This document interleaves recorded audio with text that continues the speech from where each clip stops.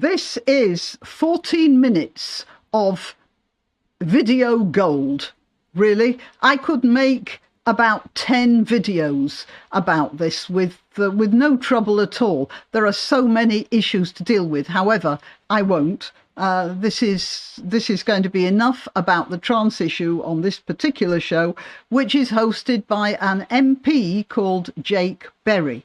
And he has two people who appear to be regulars on his show, and he is bringing in Helen Joyce, a very trenchant supporter of women's rights and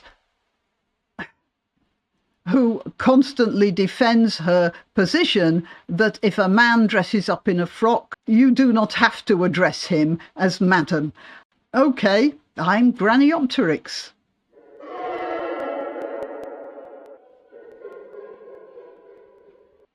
So I have a few notes here.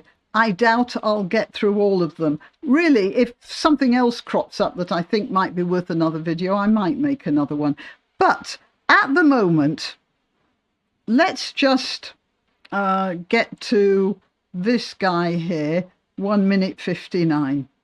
This is... I honestly get trolled by Matthew more accounts on X, formerly Twitter, than anyone I know. Probably even more than you did when you asked whether Easter eggs were being released too early in the supermarkets. I've got a thick skin, but lots of people don't. And we have to ask ourselves the question, why are people trying to cause each other? He gets trolled, he says, by more accounts than the Jake Berry can know about. I'll just give you a couple of reasons why that might be happening. Let's see. This is what he said about...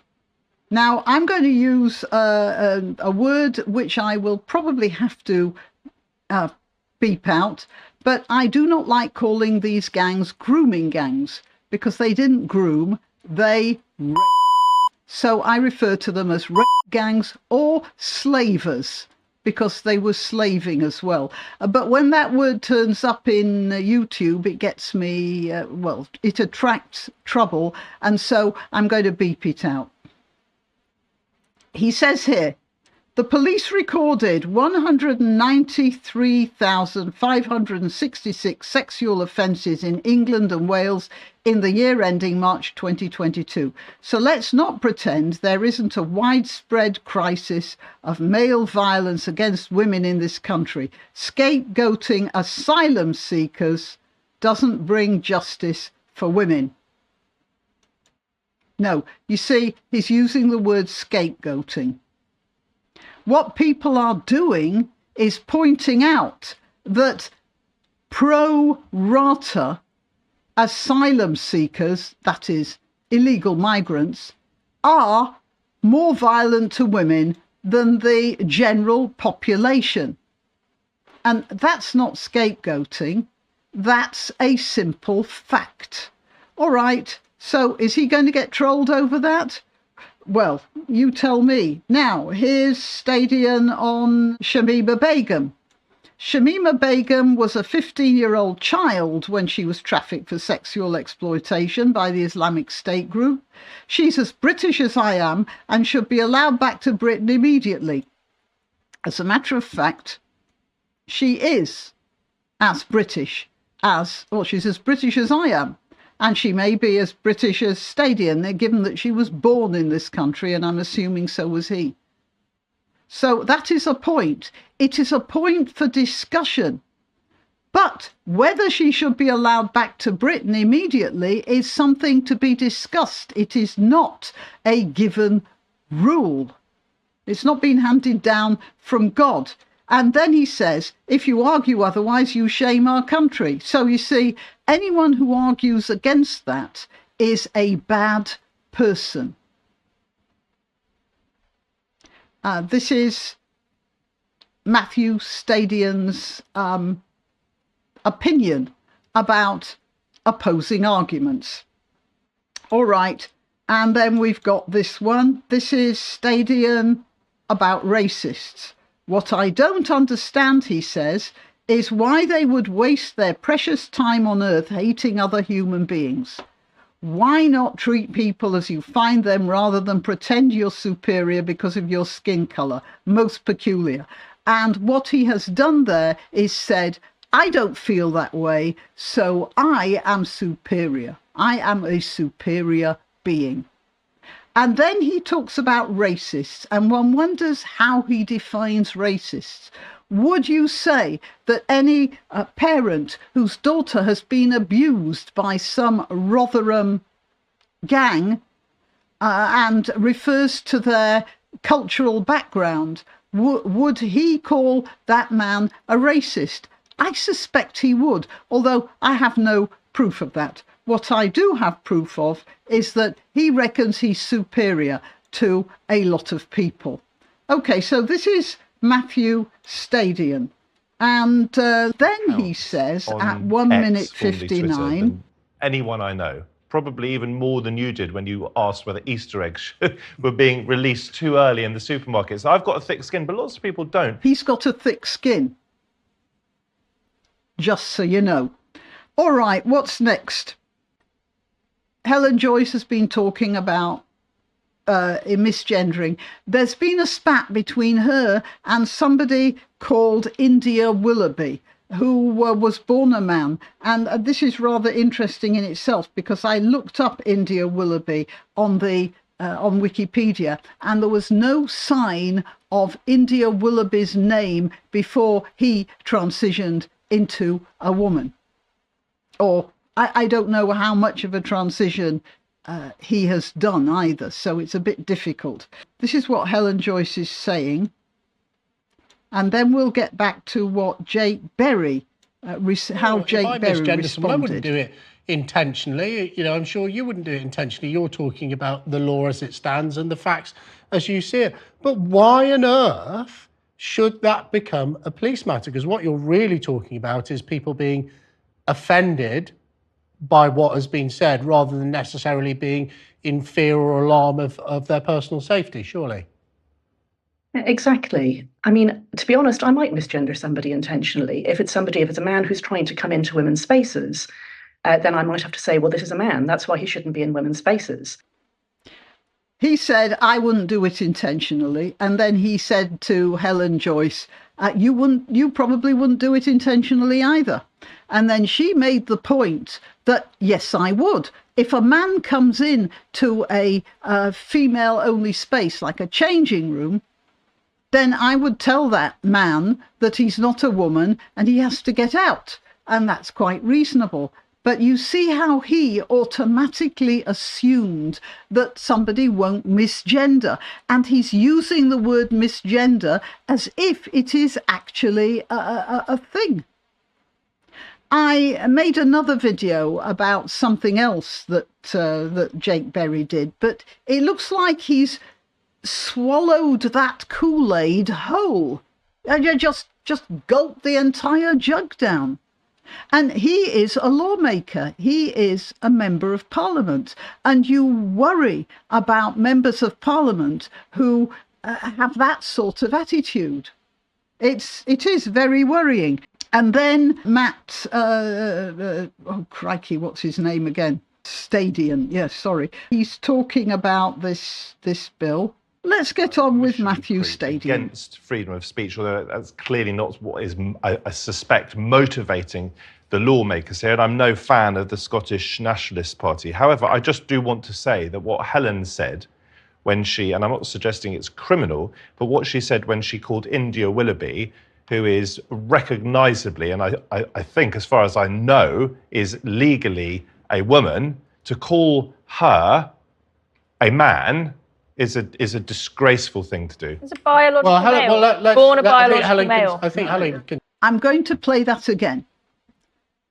Listen to what he says and then pay attention to the expression on his face. The lawmakers here, and I'm no fan of the Scottish Nationalist Party. However, I just do want to say that what Helen said when she, and I'm not suggesting it's criminal, but what she said when she called India Willoughby, who is recognisably, and I think, as far as I know, is legally a woman, to call her a man is a disgraceful thing to do. It's a biological male. Born a biological male. I think Helen can... Now,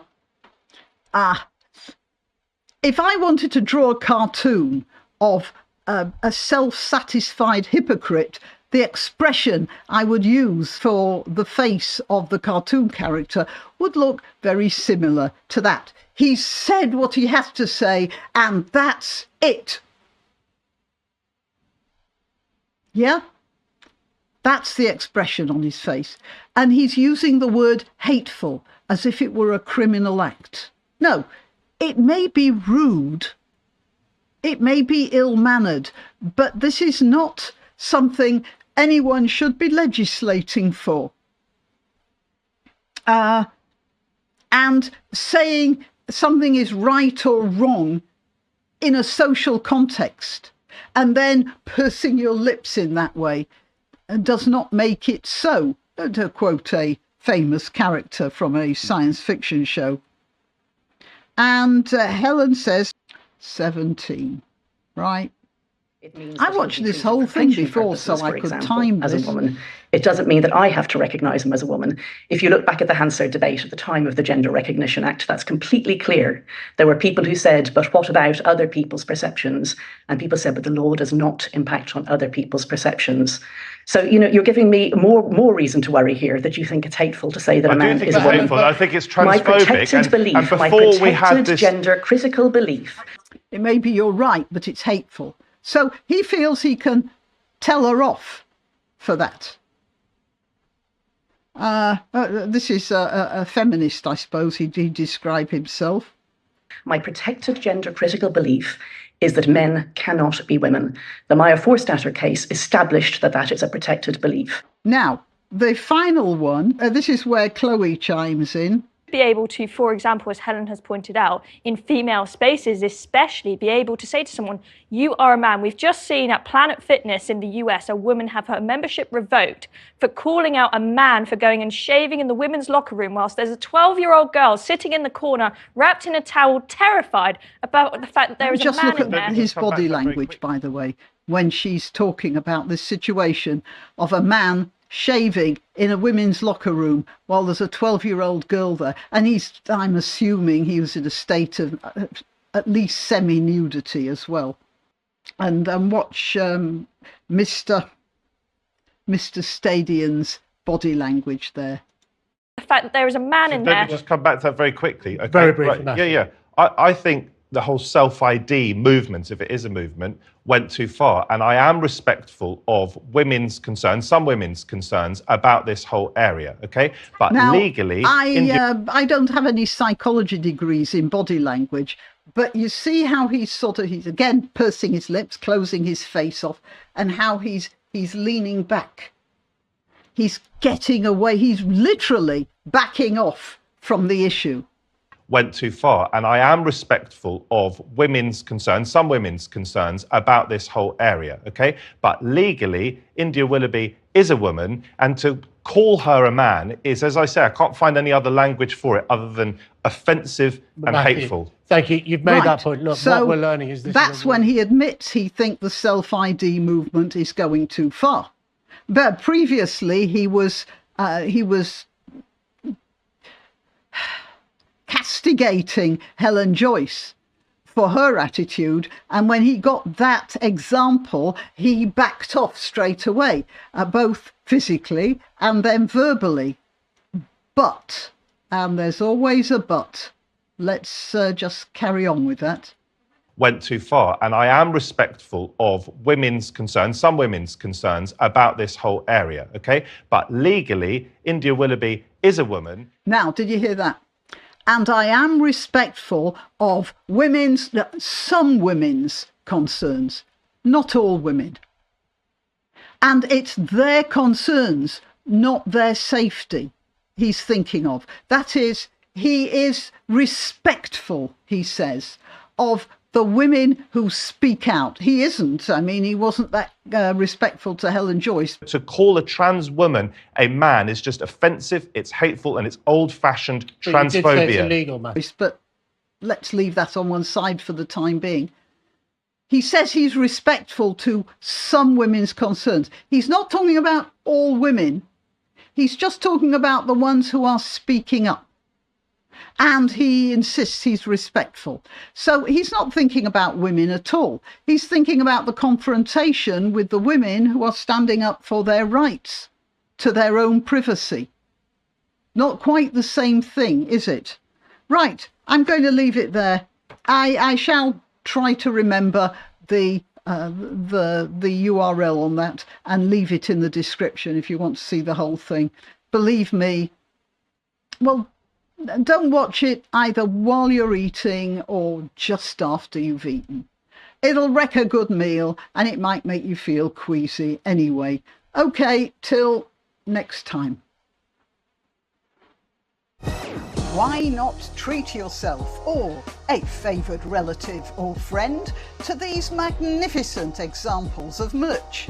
The mugs and t-shirts come in the Graniopteryx design or Granbo with a firearm or the more deadly knitting needles.